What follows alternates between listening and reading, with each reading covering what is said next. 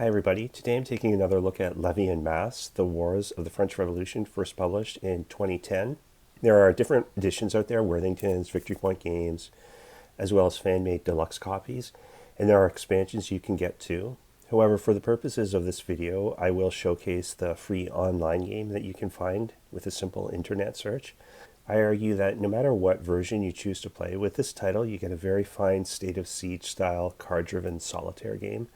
One that is fast, fun, and clever, and despite being a bit of a luckfest, it offers up plenty of difficult decision making. It's highly replayable too, because ultimately it's really hard to end up with a winning score. You'll quickly realize it's not enough just to save Paris from foreign armies. So with this video, I hope to share some gameplay tips you might try that might help you get to that winning threshold in the end. I include some music and visual flair in this video. Be advised, some cards depict violent events, and I give the game a trigger value of 1 out of 4. Okay, so the first thing you have to appreciate about Levee and Masse in order to do well is the significance of the internal political struggle represented by the track at the bottom that measures opposing forces of republicanism, despotism, and monarchical loyalty to the throne. From a point scoring perspective, this is where the game is won or lost, in my opinion. Of course, you can lose outright if Paris gets occupied by an external military threat, but the fact is you can save Paris from an occupation and still lose the game if the spirit of the revolution gets corrupted by the forces of despotism, for example. I think it's a great feature that provides a lot of tension for the player. You have to realize the despotism counter is actually a 4x negative point multiplier. So every single value that it increases is a major concern, and the Republican counter is only a 3x point multiplier to the positive by comparison. So what I'm trying to say is you should combat the rise of despotism at every opportunity. It's got to be the priority. It's easy to ignore because if despotism balloons, it doesn't result in a negative combat DRM, and yet you'll still lose in the end on the scorecard if it isn't managed. Another feature that is related to the political track is the Paris civil unrest counter. If it gets activated inside the city, you have to try and remove it with an action before you do anything else. You can't allow unrest to persist in Paris across rounds because that melts the Republican counter down, and it won't be long before you lose plus 1 DRM in combat when or if enlightenment equals or sinks beneath loyalty to the crown. When this happens, it's usually the beginning of the end. And the third priority is the feature where you can liberate neighboring states for bonus points. So these are hard to maintain, and you don't need to have them in order to win. If you find yourself in a very comfortable spot during the course of play, you might consider spending action points on them. Otherwise, I don't usually go for them. They're kind of not for me. As far as a strategic map is concerned, standard practices are in order for this style of game. You need to pay attention to card bonuses and then devote available actions to tracks where you are advantaged by the story details and modifiers. The yellow track tends to be the most active, with the Vendée royalists always on the move.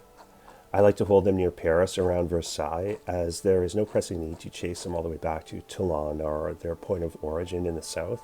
There are no cards in the deck that knock the Vendée out of the game if they're caught at the start of a turn in the number 5 box. Same cannot be said for the Prussians and Austrians. So I fight both of these external threats back aggressively, and I always want to keep them in or close to Berlin and Vienna if at all possible. There are cards that knock the Eastern invaders out of the game if they are caught. Well, I think there's at least one, but there's other cards that make them inactive late game. There might even be a kill card for Piedmont, but I don't think so. But since they're easier to repel anyway, much like the British, they should be further down the list of strategic priorities for the French revolutionaries. And I'll just switch to some play-by-play for a while here. So you pick up the action with the storming of the Bastille. It says the people wanted to seize weapons. I don't think so. I think it was more about gunpowder. They already had weapons at that point. Anyway, I play with a random sequence of cards just to keep the game more interesting instead of the historical progression of events. Battle of Valmy. So let's see, I always devote some actions to the political track at the bottom, push down the monarchy, Declaration of Rights of Man and of the Citizen. Yeah, so that's like a political card. However, I've got the most ideal political situation already, so I'll just spend the actions against the Vendee. Okay, so next turn, Prussia invades France. Spurred by the declaration of war by the French government, fearful of spreading revolution, Prussia invades France and seizes the key fortress of Levee and Verdun. So you got the disorder in Paris you have to take care of. It's usually a card you should devote to politics, but that failed even with zero monarchy. Anyway, Battle of Jemappes. This is victory against the Austrians. Still have disorder in Paris, though. There we go.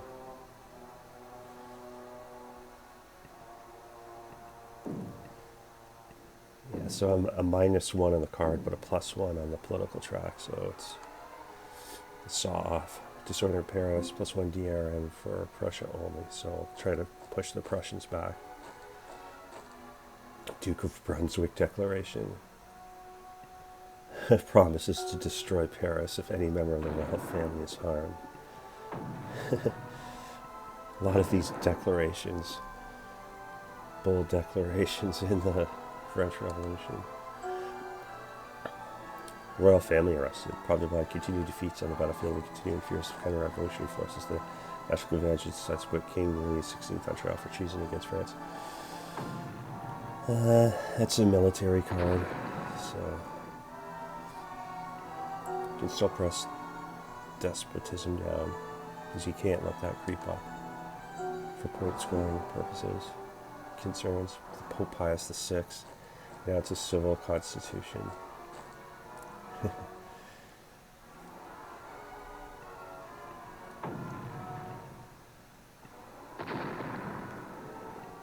Yeah.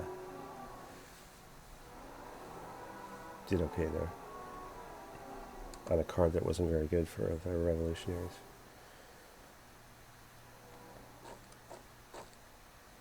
Another declaration meant to protect Louis XVI. You notice too that when I was making this video, it's really hard to find good media dramatizations of the French Revolution, in my opinion. I just tried to watch some, and they're just I don't know, not great quality as far as I'm concerned. Pretty good documentaries I watched, but as far as dramatizations, not so much. The visuals you see are from a French TV miniseries, I think 25 years old.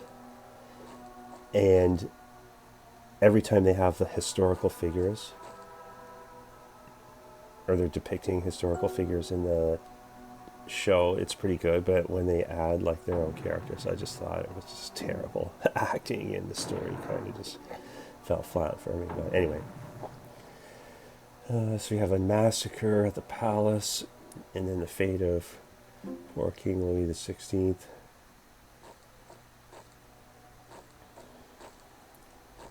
He gets his head chopped off. It's not really good for... They got a good card because it increases despotism. Causes panic in France. Yeah, I didn't accomplish too much there. You see despotism now surpassing the republicanism. This is bad with the Reign of Terror now gripping Paris. So we have the Vendee on the doorstep of Paris. We got to push them backwards. got political problems as well. Spend some actions on bumping up the Republic. Committee of Public Safety.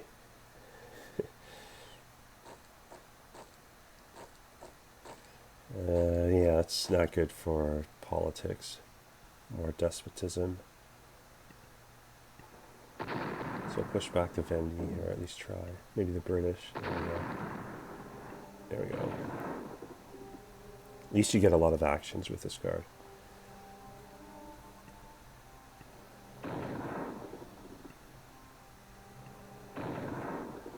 Yeah, that's the strategic situation is fairly secure now in this game. The Verona Declaration.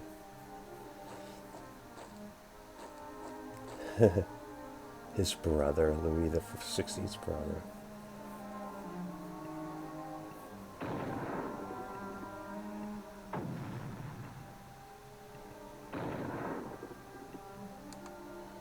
The Battle of Brivoli, the Italian campaign. Greatest victories. +1 liberation DRM. Yeah, that's one card you can use to perhaps liberate one of these small towns or areas for bonus points, but I don't like to do it until closer to the end of the game. Playthrough, I try to prove you can win without actually using that feature. Battle of Lodi, the Italian campaign. So yeah, Napoleon again. You can use him against Austria here. This is a military card. There we go, pushing all the way back to Vienna.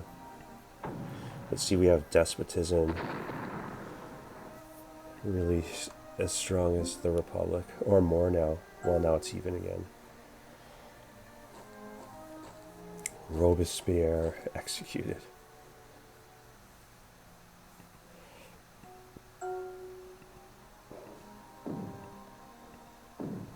Yeah, that was a really bad tactical mistake he made. I learned from watching a documentary. He basically declared that he had a list of traitors to the revolution, and then he wouldn't tell people who was on the list. And so, of course, his potential enemies got scared and decided to do him in. Yeah, I should never have done that. Captain Hindsight analysis. Okay, so directory established. Discontent with continued violence grows. Yeah, despotism is at maximum levels. It rivals republicanism. So we have to try and do that. We have to try and remedy that situation. Counter-revolution erupts in the Vendee.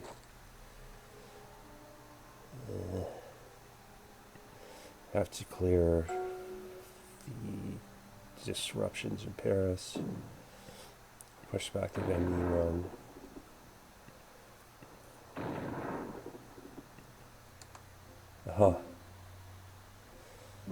You can see despotism taking a grip over Paris now with the whiff of grape shot. That was Napoleon, yeah. He came to France to disrupt the mobs. That's not good for despotism. The Battle of Fleurus. Following Republican Army victory of the Dutch and Austrian forces, the convention renews calls for fraternity and assistance to all people that wish to recover their lost liberty. It's a military card. Levee and Masse.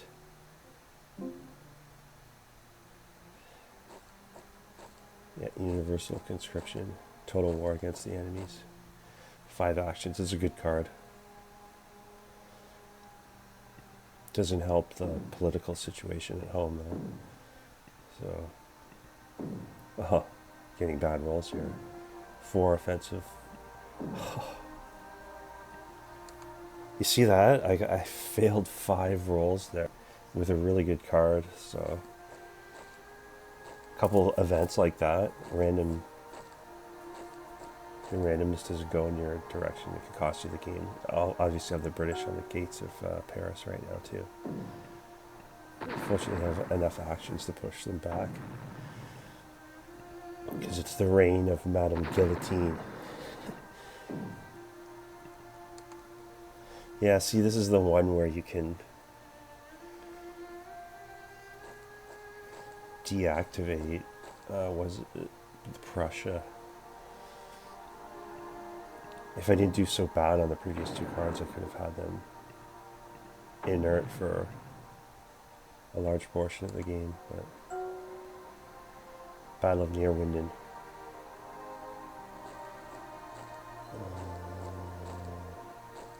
So we don't want to attack Austria. Well, it's going to be even. DRMs cancel out.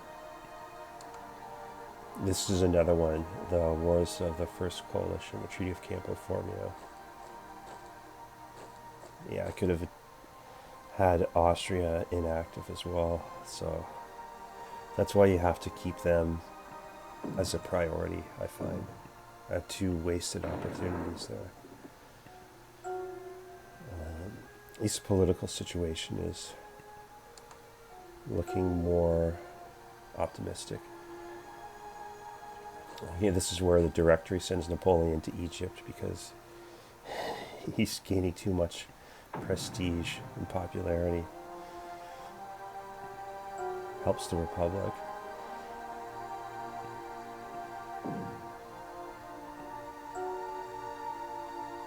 No naval actions allowed. Concordat of 1801. Getting close to the end of the game here, only 10 cards left. Not doing bad on the political scale. That's more important, remember, than the strategic map. So we'll start to devote more attention down there. See, I spent an action trying to liberate either Koblenz or Cologne, but I failed the roll, and I don't want to really devote too much more action to liberating external territories. So, yeah, this is it. The first Battle of Zurich. This is another opportunity you can take advantage of to make, I think it was Austria inactive, but see, Vendy again are pushing right up against Paris, but luckily I have enough actions to fight them off.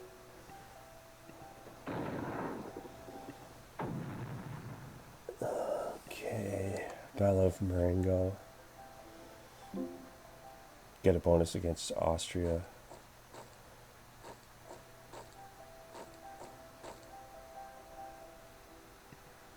I have to take care of the British first.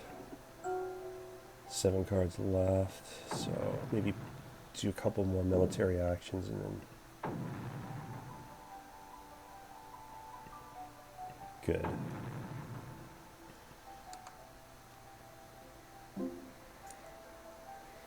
This is where they tried to kill Napoleon, the plot of Rue Saint Macasse. It just creates disorder in Paris.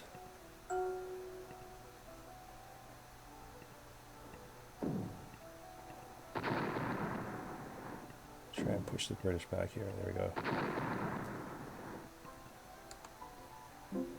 Napoleon names himself first consul.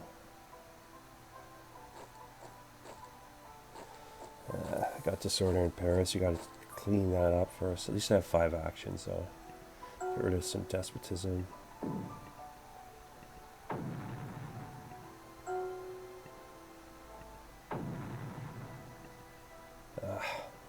Failed with 1 action there.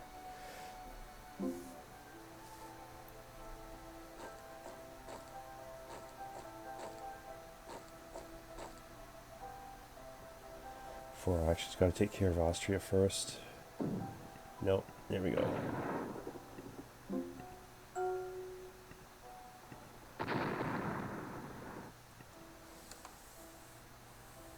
Battle of Hohenlinden.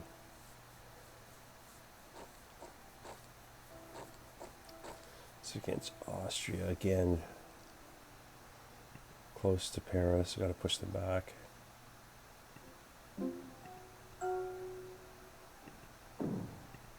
There we go. One action to spare. Tree of Amiens.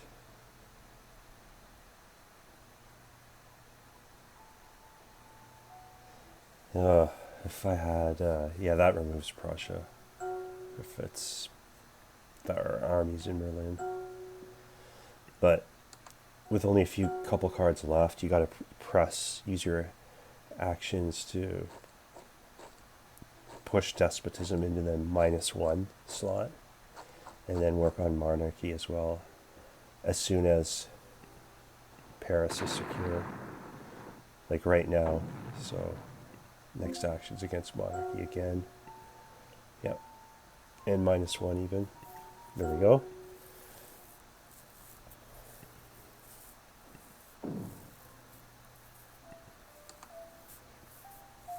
Napoleon declares himself consul for life.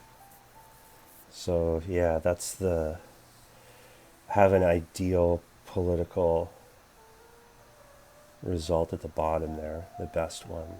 So now I'm just pushing back armies for minor bonus points. And I don't think it'll let me liberate any spots this late in the game, so no. Oh well, I'll just push one more. Bend me back.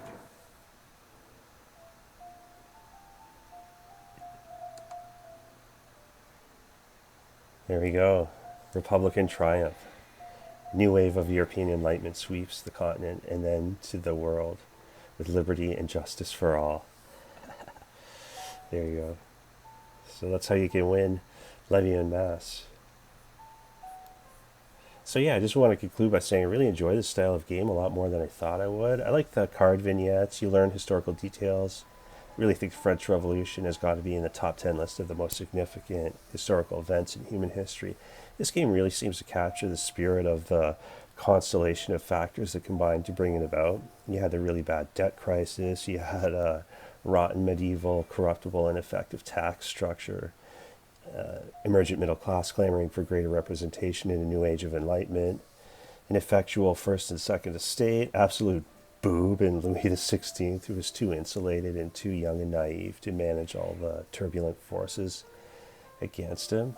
And I think the real question is, was it all inevitable considering the amount of bloodshed and the terror and the excesses of the guillotine? You know, you often wonder, could it have ended any different?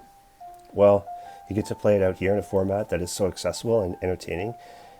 I would even get a physical copy just to try some of the expansions that are also available. So who knows, I might have to revisit this if I can get my hands on the right materials and all the expansions. In the meantime, thanks for watching and stay tuned for more content coming soon.